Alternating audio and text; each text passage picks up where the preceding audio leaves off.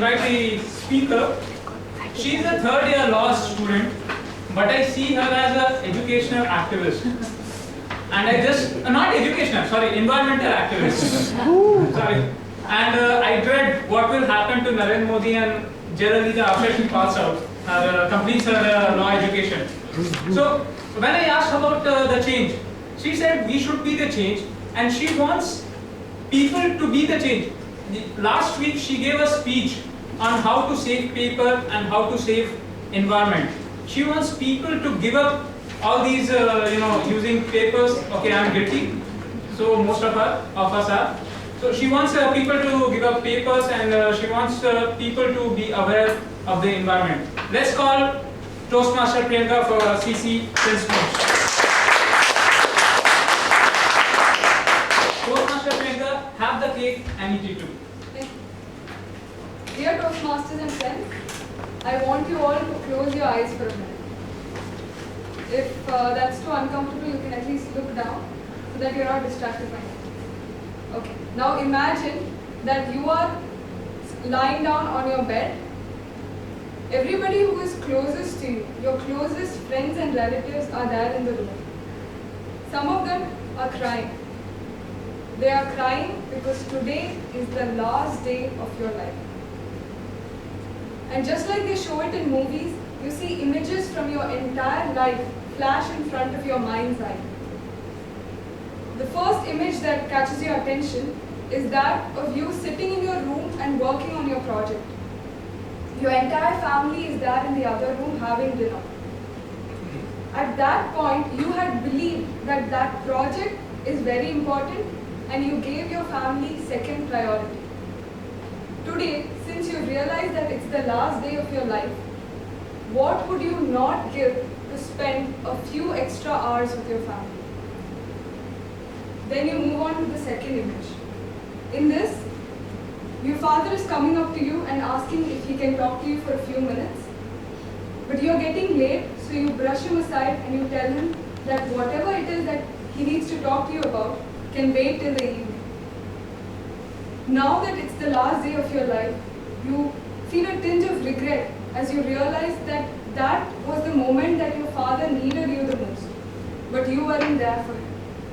You regret that you will never be able to repay him for everything that he has done for you. Third image. Your phone rings one evening. It's your friend, but you don't pick it up because you know that he is going to ask if you guys can meet up. But you can't meet him because you're too busy. You are also too busy to notice that that was the last time your friend ever called you. And today, since it's the last day, you regret all of this.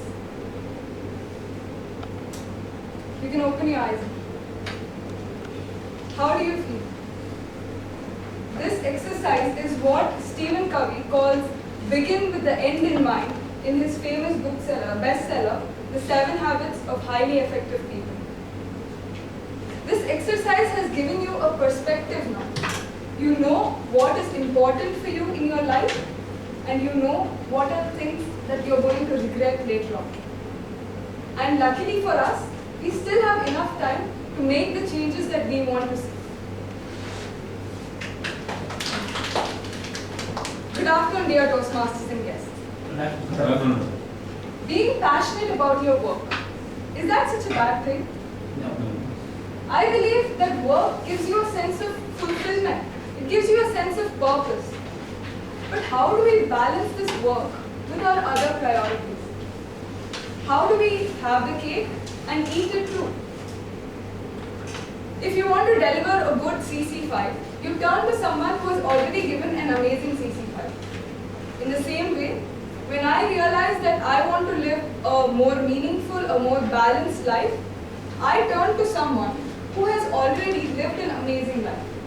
I turn to my grandfather. To me, my grandfather is my hero.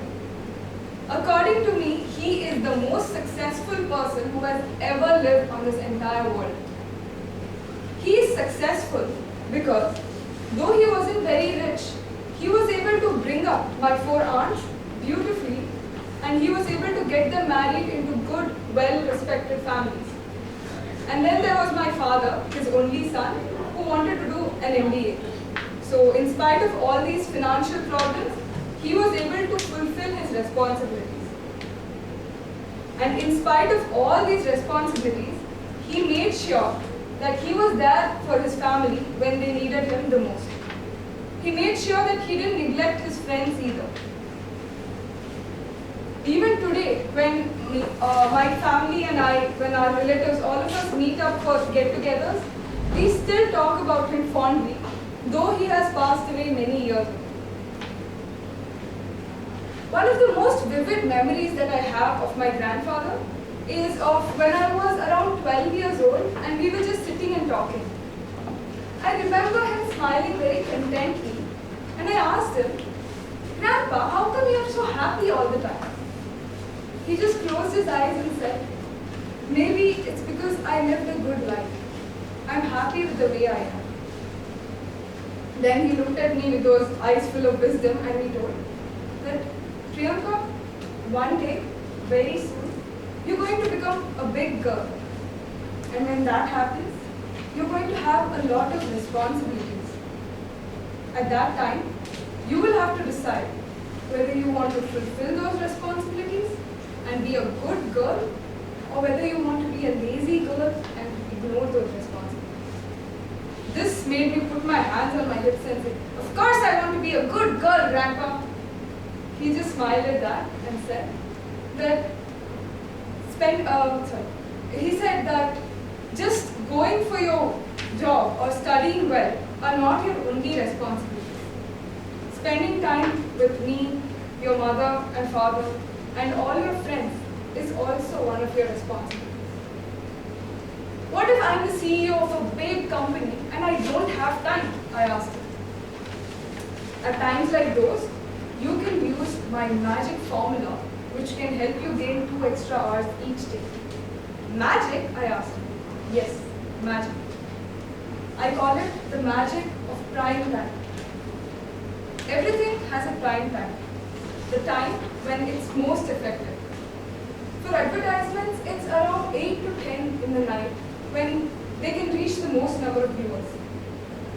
In the same way, we all have our prime time, the time when we are at our physical and emotional best.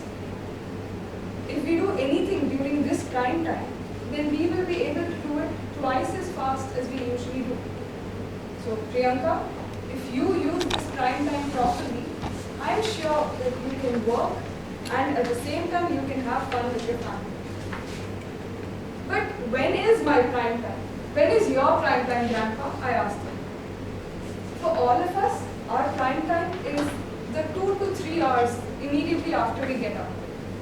This is the time when if we do anything, we can do it much faster.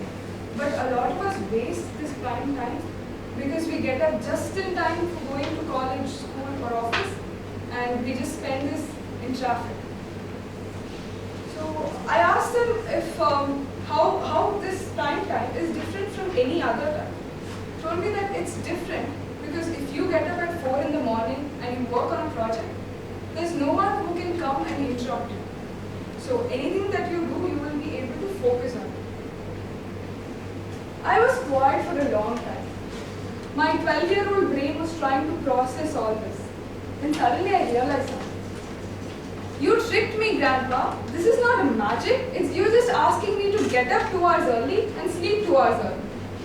He just laughed at that and we talked about other things after that. A few days ago, when I reflected this whole incident, I felt like a light bulb got switched on in my head.